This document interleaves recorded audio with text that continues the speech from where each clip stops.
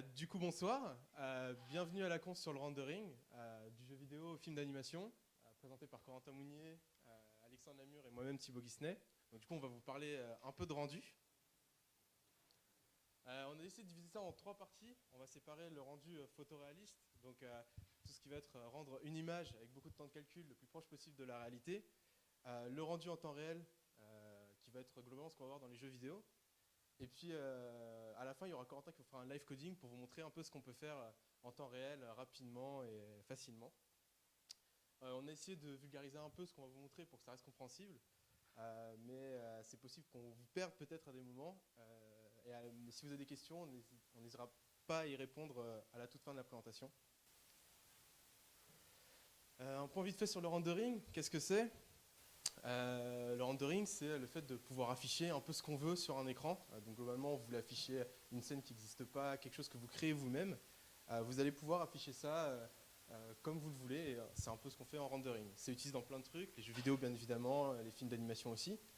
Mais c'est utilisé aussi dans plein d'autres domaines, l'architecture et la simulation, quand vous faites des visites 3D ou ce genre de choses. C'est aussi du rendering. Le rendering, ça passe par quoi ? Généralement, vous allez avoir une scène avec des modèles. En fait, c'est les modèles que vous allez vouloir afficher. La scène va vous donner un contexte et les modèles vont être... Enfin, c'est les choses que vous allez vouloir rendre dans votre écran. Et la chose marrante à se dire, c'est que là, le modèle que vous voyez, donc tiré d'un jeu qui s'appelle Red Dead Redemption 2, c'est un cheval, un personnage, des arbres, plein de choses. Mais en fait, tout ça, c'est que des triangles. C'est n'importe quel modèle va pouvoir être dessiné sous forme de triangle. En gros, c'est avec ça qu'on va pouvoir faire nos rendus plus tard, nos calculs mathématiques. Avoir des triangles, ça va permettre de simplifier beaucoup de choses. Et globalement, on peut tout représenter avec des triangles. Voilà, donc un modèle, c'est juste des points avec lesquels on va dessiner des faces. Du coup, je vais vous présenter la première technique de rendu qu'on va avoir, la plus connue, peut-être la plus simple à comprendre aussi. C'est le ray tracing, donc du coup le lancer de rayons. L'objectif, c'est quoi ? C'est de simuler un peu le comportement que la lumière va avoir dans la vie de tous les jours, le chemin qu'elle va faire de l'objet vers notre œil pour pouvoir l'afficher. Donc on va partir de la caméra, on va lancer un rayon vers notre écran et ça va faire une droite. On va faire ça pour chaque pixel, donc un rayon par pixel. Cette droite, elle va traverser notre scène et on va regarder s'il y a une intersection avec un objet. C'est juste une intersection entre une droite et un objet. On va checker tous les triangles qui forment nos modèles un par un et on va regarder s'il y a une intersection. S'il y a une intersection, à ce moment-là, on va faire des calculs. On va regarder la couleur du matériel, on va regarder la luminosité ambiante, on va regarder beaucoup de choses. Il va y avoir pas mal d'optimisations qu'on peut faire à ce niveau-là, mais le but, c'est de déterminer la couleur de cet objet en ce point et qui va être ce qu'on va afficher, nous, après, sur notre pixel. Donc, voilà, une fois qu'on a réussi à calculer, on va pouvoir propager l'information dans notre rayon et dire ce pixel, il sera de cette couleur. Si on n'intersecte rien, parce qu'on n'a rien touché dans notre scène, bah juste on met rien, on met la couleur du fond. Donc ça, c'est la technique de base du ray tracing. Avec un ray tracing, on peut par exemple faire des films d'animation. Ça, c'est le film Toy Story qui est sorti le tout premier du nom en 1995, et ça utilisait déjà des techniques de ray tracing.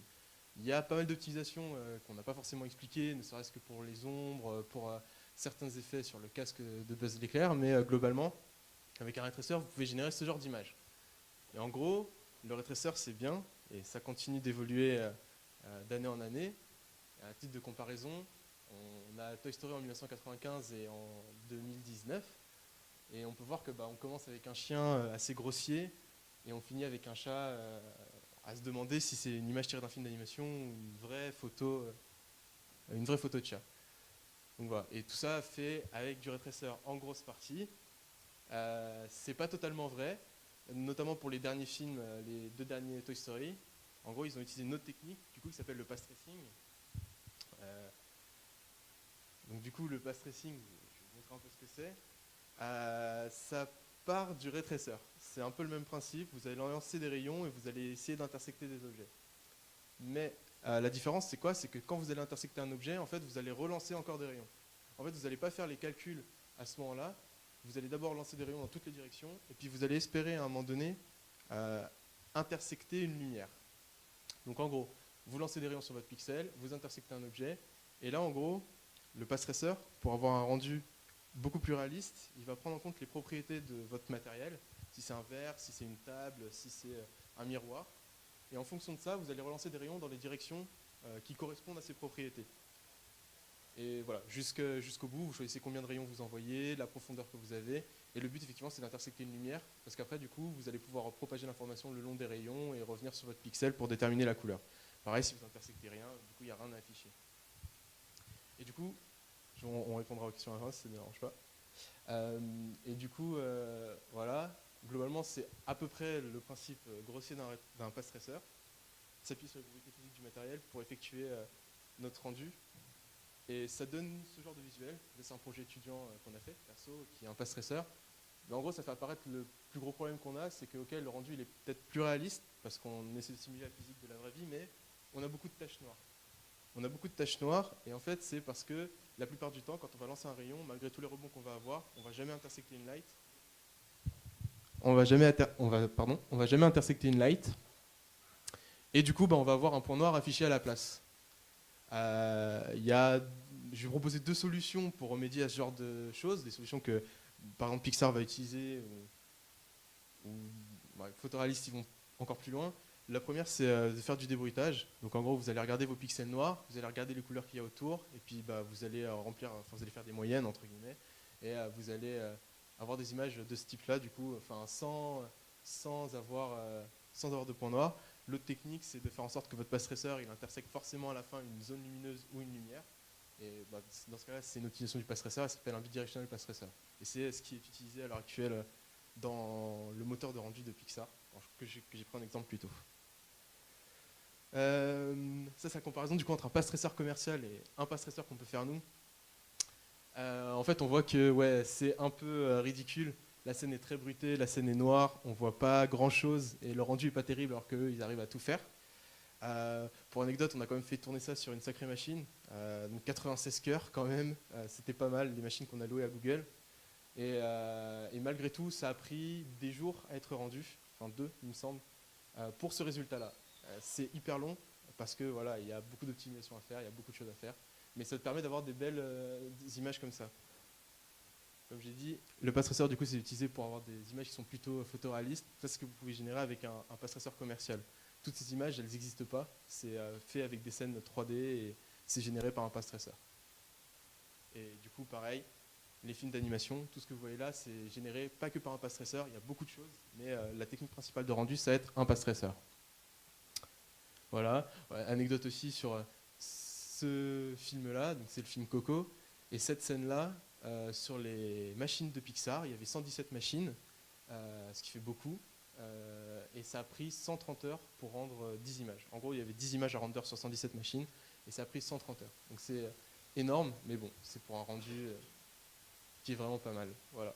Donc du coup, moi, je vous ai montré un peu ce qu'on pouvait faire avec du rendu en temps non réel, donc des images le plus proche possible de la réalité. Et je vais laisser Alex vous présenter un peu ce qu'on peut faire cette fois-ci en temps réel.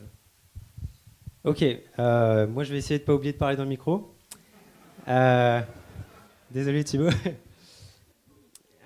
Donc, ce qu'on a vu là, c'est très bien, c'est cool. C'est super pour les gens qui aiment se toucher la nouille sur des reflets jolis. Mais c'est pas vraiment pratique à faire chez soi parce que voilà, il faut des machines énormes. Donc moi, je vais vous parler de trucs qui sont faisables chez soi, qui tournent à 60 fps. Et donc là, par exemple, c'est la même scène que vous avez vue avant, quelques slides avant. Sauf qu'elle est super moche, il n'y a pas d'ombre, l'illumination est super mal faite et tout. Mais ce qui est cool, c'est que je peux me déplacer, c'est facile à faire, enfin vraiment, ça prend pas très longtemps de coder ça, on va dire. Et puis je peux faire des effets, et donc on voit que c'est en temps réel, quoi. Je peux m'amuser à rajouter une skybox, je me suis amusé à rajouter de l'eau aussi, mettre de la lave, j'ai fait un effet de glace, enfin bref. Tout ça c'est assez fun. Et comment est-ce qu'on fait ça?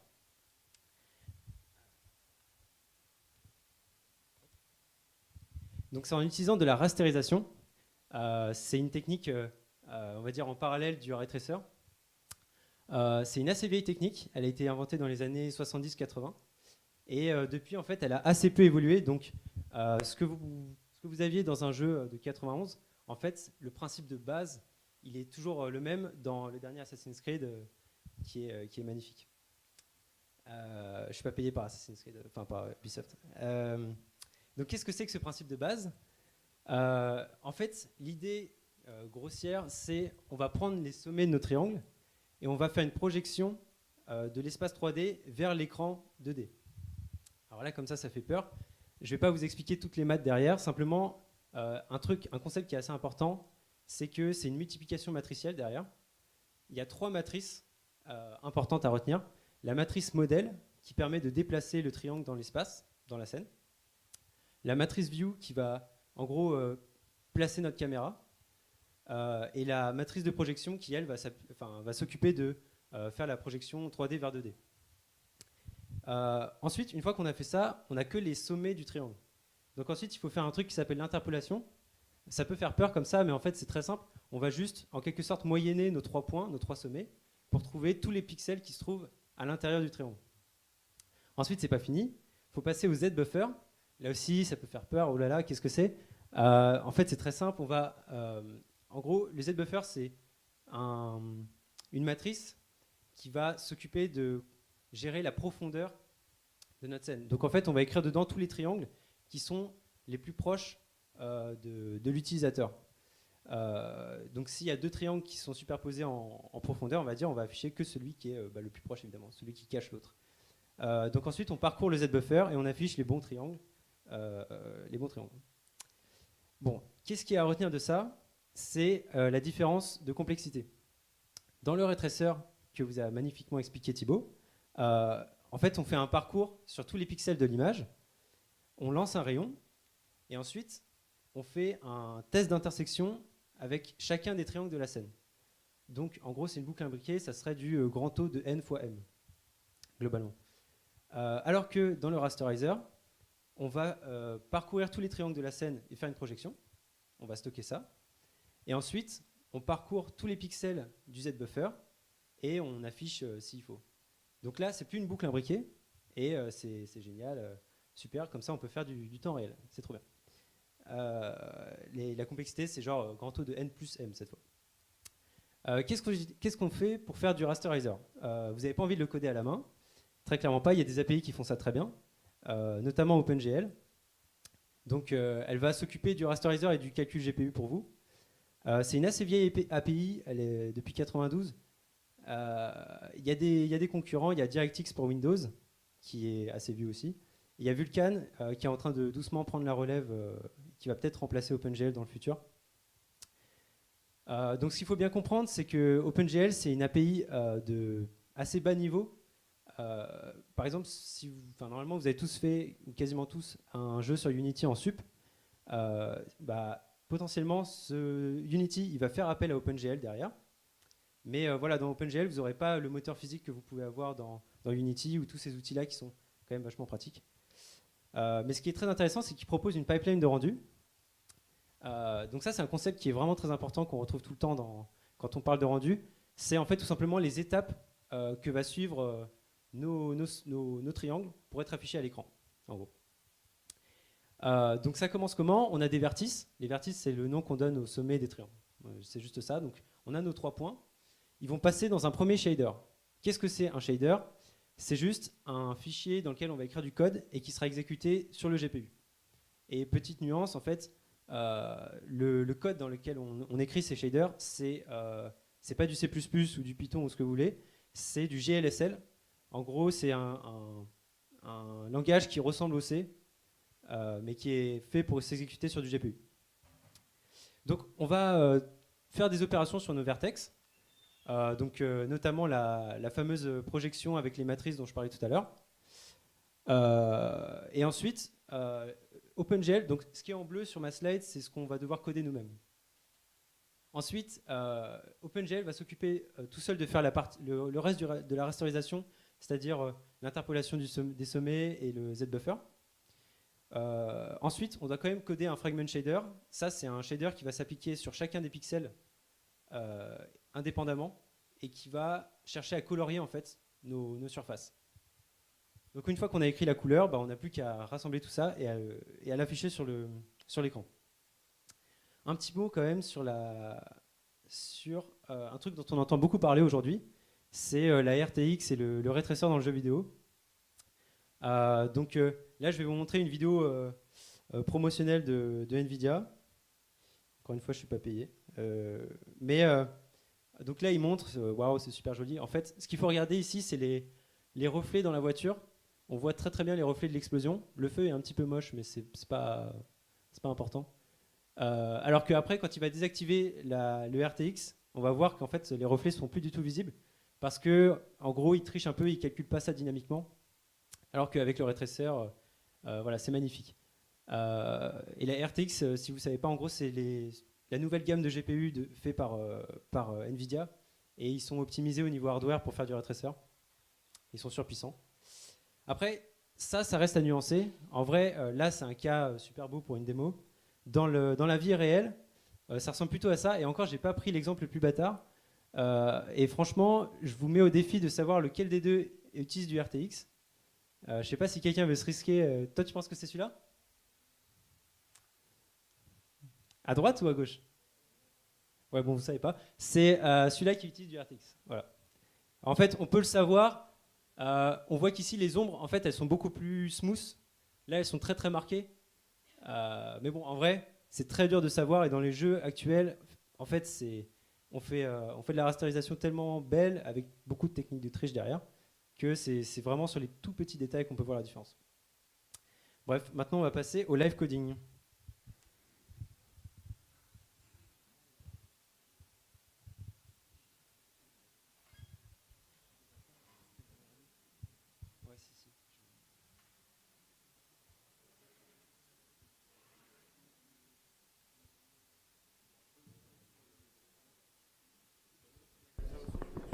Comme ça, je préfère. Ouais, vous m'entendez bien là? Est-ce que vous m'entendez bien? Yes. Ouais, je vais essayer.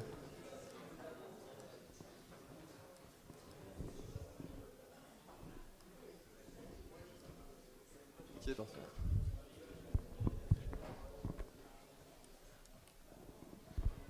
Ok. Du coup, ce qu'on va faire, c'est un programme en GLSL. Donc comme l'a expliqué Alexandre tout à l'heure, le GLSL, c'est le langage d'OpenGL. Vous m'entendez bien ou pas? Ouais. C'est le langage d'OpenGL. Et du coup, on va pouvoir programmer du GPU avec ce langage.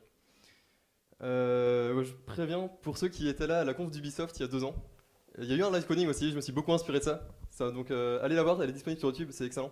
Et c'est vraiment ça qui nous a donné envie enfin en partie de faire la conf. Du coup, je répondrai après. Ouais. Du coup, donc là je suis sur The Book of Shader, aussi je vous conseille. C'est un site où vous allez pouvoir coder et voir en direct le résultat. Voilà, donc le GLSL, à quoi ça ressemble? On voit que la syntaxe est assez proche du C. Enfin, dans un langage C-like. On a une fonction main. Cette fonction main, elle va être exécutée pour chaque pixel. Ici, c'est un fragment de shader. Donc, ce qui va changer pour chaque pixel, ça va être sa position, par exemple. Et ici, donc, on normalise directement la position du pixel. Donc, chaque pixel va avoir une coordonnée comprise entre 0 et 1 pour x et y. Donc, par exemple, ici, juste pour montrer un exemple très simple, si la coordonnée du pixel en x est inférieure à 0,5, on affiche du blanc, donc c'est un vecteur 3, donc en RGB de 1. Sinon, on affiche du noir, donc RGB en 0. Ça, c'est vraiment la base, j'espère que j'étais assez clair. Et à partir de ça, vous pouvez faire des choses assez incroyables. Très stylé. Du coup, ce qu'on va essayer de faire, c'est du remarching. Le remarching, dans l'idée, ça ressemble un peu à du ray tracer au début. On va lancer des rayons, mais la grosse différence, c'est qu'on va pas checker les intersections, on va utiliser une autre méthode, que je vais expliquer un peu plus tard. Donc pour lancer des rayons, on va avoir besoin d'une position initiale. Donc on va créer un vecteur 3 donc, qui va représenter notre position en 3D, l'origine qu'on va initialiser à 0. Donc la position de notre rayon va être égale à l'origine. En fait, ça va être notre caméra, la position de notre caméra. J'ai un peu du mal, origine, excusez-moi. On a besoin d'une direction aussi. Donc la direction, ça va être la projection de la coordonnée du pixel dans l'espace 3D, donc ça va être un vecteur normalisé. Donc st moins 0,5 pour le centrer, ça c'est compris entre 0 et 1, et 0,5. Donc ici on a un rayon pour chaque pixel. L'idée, c'est qu'on va avoir une fonction de distance. Comme je l'ai dit, on ne va pas checker les intersections. Donc on va avoir une fonction de distance qui va nous donner la distance la plus proche, comment dire, la plus proche de la surface de notre objet, à partir d'un certain point. Du coup, on lui donne un point en 3D. Ici, on va afficher un objet simple pour commencer, donc une sphère. Et la distance à la surface d'une sphère, c'est la distance entre la position et comment dire, le centre de cette sphère. Donc on va la mettre en 0,5, 0,5, 0,5, moins son rayon. Donc ici, on a une sphère placée en 0,5 de rayon 2. Maintenant, qu'est-ce qu'on va faire? Pour afficher cette sphère, donc on va faire le principe du remarching qui est d'itérer sur cette fonction de distance et d'avancer nos rayons. Donc exactement comme ici, on peut faire des boucles en GLSL. Ici, on va faire une boucle qui se répète 100 fois. Oula. Excusez-moi. Voilà. Et ce qu'on va faire, c'est simplement avancer notre position, la position de notre rayon, dans la direction de la distance qui nous dit. Et en fait, l'idée, c'est si on avance cette distance, on est sûr de jamais rentrer dans notre objet. Donc la distance à la position. Maintenant, ce qu'on peut faire, c'est plus la position finale de notre rayon est loin, plus on va afficher une couleur foncée. Donc ici, à la base, c'est du blanc, donc 1. Si on divise par la distance à l'origine, on a une sphère. Faites-moi confiance, c'est une sphère, même si ça ressemble pas. C'est pas centré, c'est normal, notre caméra est en 0 et la sphère est en 0,5. C'est pour ça qu'on la voit sur le côté. On va prendre une couleur un peu plus sympa. Ah, c'est très bien. Voilà. Ce qu'on peut faire maintenant, c'est avoir des fonctions de distance un peu plus compliquées. Et ce qu'on peut faire assez simplement, c'est utiliser un modulo sur notre espace. Comme ça va dupliquer notre espace. Si on fait un modulo 1, on a plein de sphères. Et c'est génial, ça n'a aucun coût, parce qu'on ne check pas l'intersection entre chaque sphère. C'est comme s'il y avait une seule sphère, qui était, enfin un seul espace avec une seule sphère, et c'est l'espace qui est répété. On peut faire bouger la caméra pour vous montrer que c'est bien du 3D et qu'on peut avancer dans cet espace. On peut faire bouger, enfin faire tourner la caméra. Pour ça, on a juste besoin de faire bouger la direction dans laquelle on lance les rayons. Donc, alors si je ne me trompe pas, on va faire une rotation sur l'axe YZ. Oula. Ici, alors oui, il faut que je divise par une grande distance. Sinon, ça va être un peu rapide. Là, je peux bouger ma caméra. Je vais faire pareil avec l'autre axe.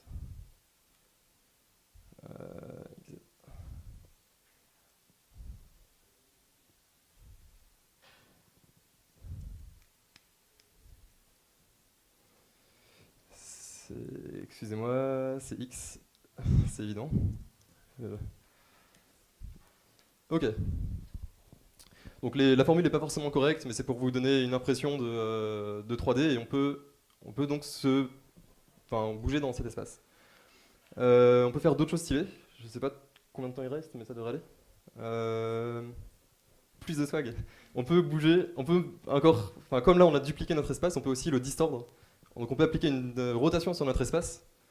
Ce qu'on peut faire, c'est en XY par exemple, en fonction de Z, donc plus on sera loin dans notre espace, plus il sera tordu, entre guillemets.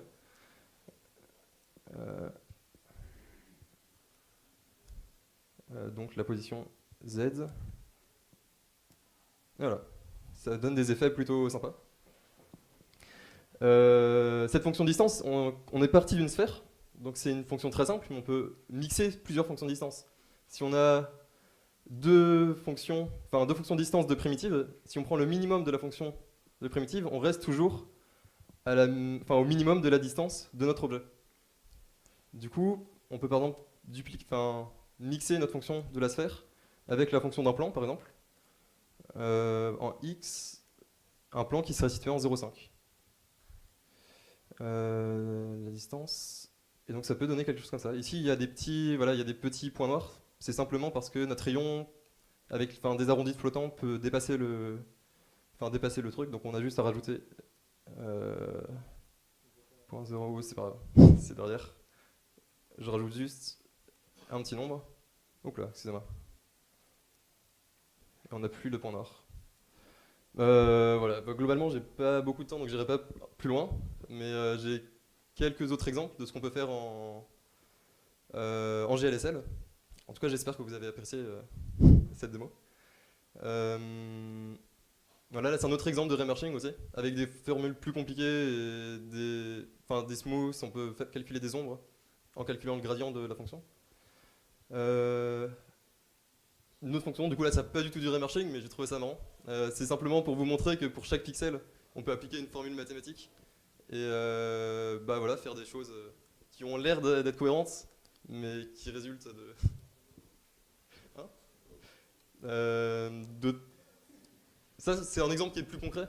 Ça, c'est plus utilisé, c'est simplement du bruit qu'on va faire bouger. Et avec ça, on peut générer du feu, simuler du feu, qui n'est pas précalculé. C'est-à-dire qu'on va vraiment générer quelque chose de nouveau chaque frame. Et ça peut être intéressant pour les jeux ou des simulations. Là, du ray tracer, Thibaut en a parlé un peu. Là, ça tourne en temps réel parce que ma scène est vraiment très simple. Mais en réalité, dès qu'on va rajouter une centaine, 200 objets, ça va être beaucoup trop coûteux. Et ça ne tournera plus en temps réel. Voilà. Du coup, ça conclut la présentation.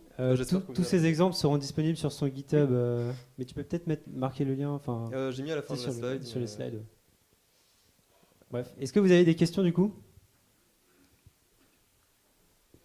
Ouais.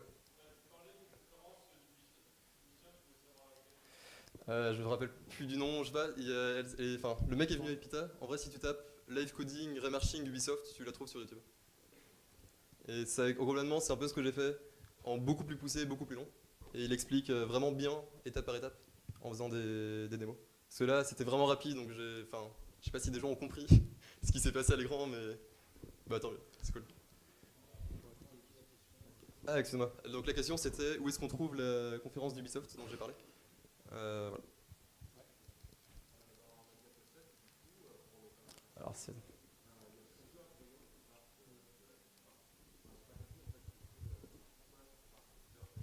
Ok. Alors du coup la question c'est pourquoi on fait partir plusieurs rayons de la caméra? Alors en fait du coup il va y avoir en gros il y a un gros facteur aléatoire. Tu peux pas tirer l'ensemble des rayons qui repartent quand tu intersectes par exemple une table. Tes rayons après ils repartent dans toutes les directions et t'as pas la possibilité de les lancer dans toutes ces directions parce qu'il y en a beaucoup trop. Il y en a une infinité en théorie. Et du coup le truc c'est que de temps en temps en fait tu vas suivre un chemin et en fait il va te mener à rien parce que tu n'auras pas de lumière.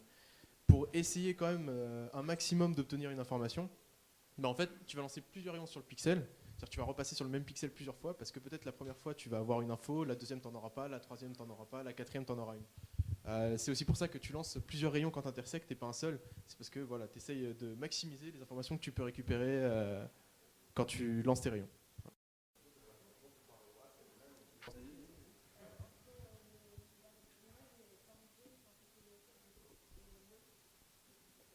C'est là. Oui. C'est juste là. Ok, alors donc du coup la différence entre ces deux images, c'est comment elles s'expliquent. Elles s'expliquent de plusieurs manières.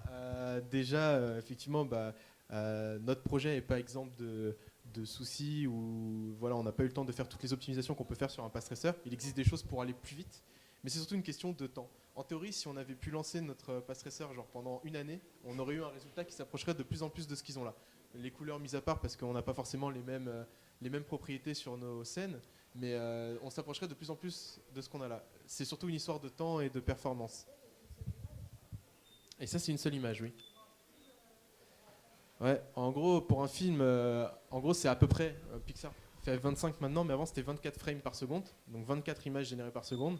Donc quand j'expliquais le truc de Coco, il faut se dire que voilà, c'est 130 heures sur 117 machines pour rendre 10 images, et dans un film, il y en a 165 000, je crois, on avait fait le calcul à peu près, dans un film d'1h30 environ.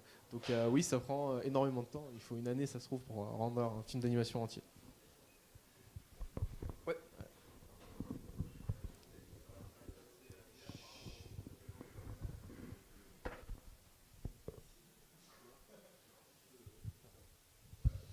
Ouais. Qu'y a-t-il? Tu veux que je réexplique le calcul?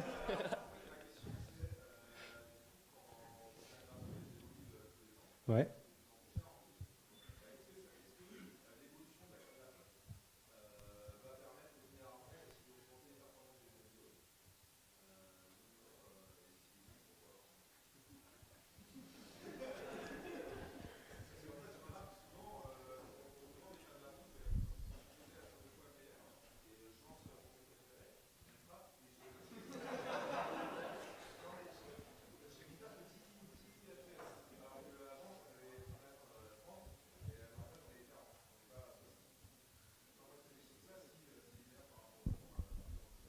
Non, mais dans ton nombre d'images par seconde, il n'y a pas du tout que le calcul du rasterizer. Il y a beaucoup d'autres choses qui interviennent.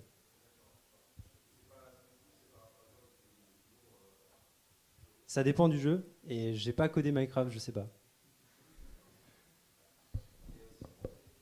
Mais quelqu'un peut poser une autre question, peut-être. C'est pas.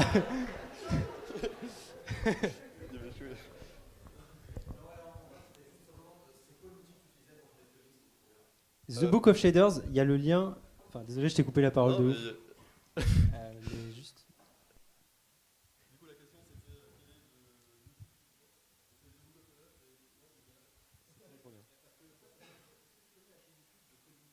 Oui, c'est trop bien. C'est trop trop bien. Ouais. C'est trop trop bien. C'est trop trop bien. Ouais.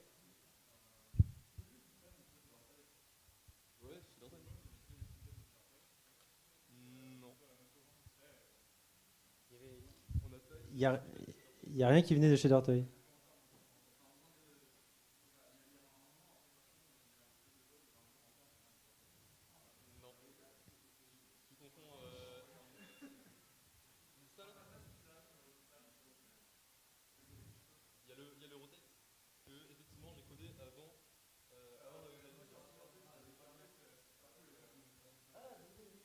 Oui.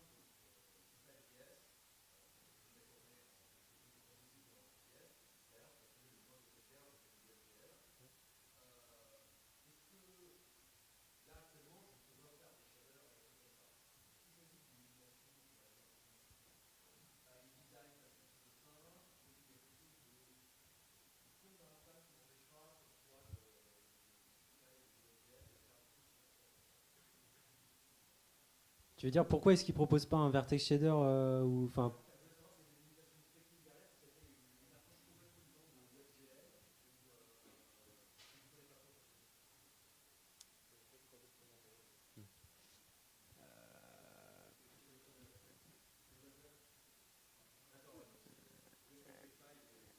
Ouais, ouais, mon explication c'est que voilà, ils veulent rester très simples et juste un fragment shader c'est suffisant pour faire des trucs jolis, donc ils proposent que ça. Oui, WebGL a pas toutes les features, toutes les dernières features. Ils sont un petit peu en retard par rapport à OpenGL, mais il y a un vertex shader et ils le proposent pas volontairement, je pense. Il n'y a pas de compute et tessellation, je pense, ou quelque chose comme ça. Bon, je sais plus.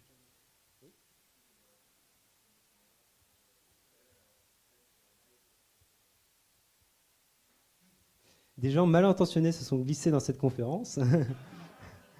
Ils pourraient partir.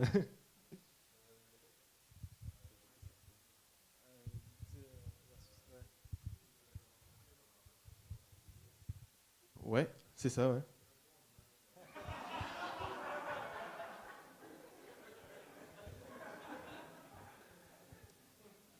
Pas beaucoup. Non, en vrai, Le projet qu'on a fait, le Pass Tracer, c'est un projet qu'on a fait dans une matière qu'on a en image. Et ouais, ça vaut une plutôt bonne note. Voilà, un peu comme tous les projets en image.